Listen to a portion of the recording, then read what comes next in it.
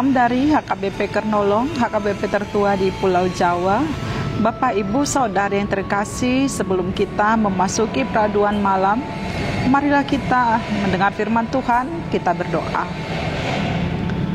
Kami bersyukur Tuhan untuk segala kebaikan-Mu yang menyertai hidup kami sepanjang hari ini. Hingga saat ini kami masih merasakan kebaikan-Mu. Sebentar Tuhan, kami mau mendengar firman-Mu. Penuhilah kami dengan hikmat-Mu, agar kami dapat mengerti akan kehendak-Mu. Dalam nama Tuhan Yesus kami berdoa. Amin. Firman Tuhan yang menjadi renungan bagi kita pada malam ini, yaitu dari kitab Keluaran 23, ayat 1 hingga ayat 9. Ayat pembimbing renungan ayat 8, begini firman Tuhan. Suap janganlah kau terima, sebab suap membuat buta mata orang-orang yang melihat dan memutarbalikkan perkara orang-orang yang benar. Demikian firman Tuhan. Tuhan menentang praktek suap.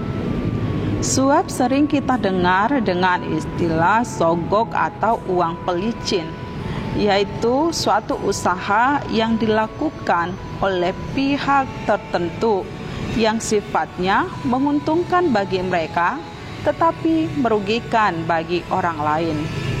Suap dapat berupa uang, emas, mobil, rumah mewah, dan bahkan jabatan atau serta kuasa yang menggiurkan, yang ditawarkan, yang diberikan kepada seseorang untuk kepentingan diri sendiri.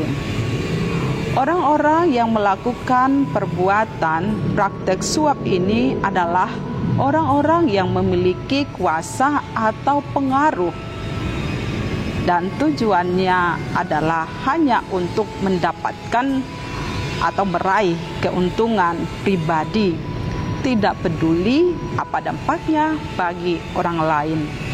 Dan yang menjadi korban adalah orang-orang lemah yang terpinggirkan. Praktek suap menggarisbawahi dua akibat dari suap dalam renungan ini, yaitu membuat buta mata orang-orang yang melihat dan memutarbalikkan perkara orang-orang yang benar.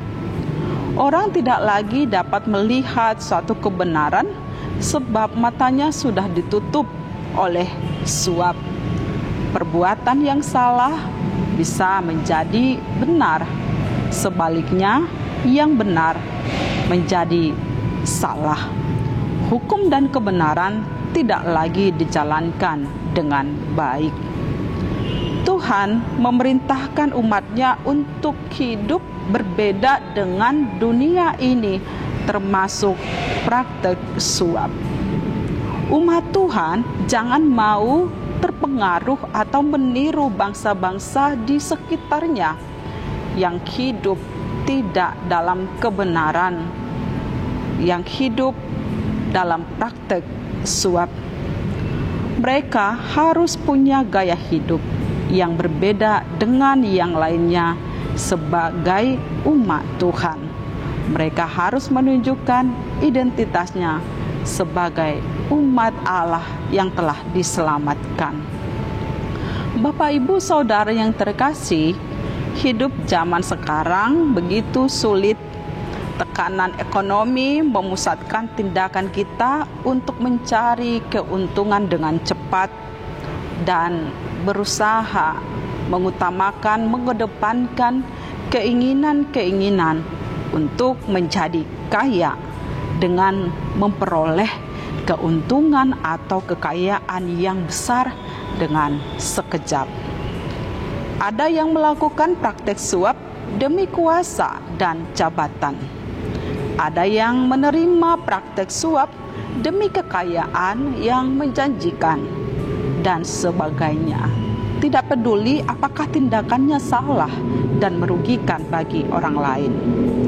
Renungan ini mengingatkan kita sebagai umat yang sudah diselamatkan oleh Tuhan melalui penebusan anaknya Tuhan Yesus Kristus. Mari kita menolak praktek suap dan jangan mau menjadi pelaku-pelaku yang memberikan janji atau perbuatan-perbuatan suap. Sebab Tuhan sangat membenci dan menentang orang-orang yang melakukannya. Tuhan memberkati kita. Amin.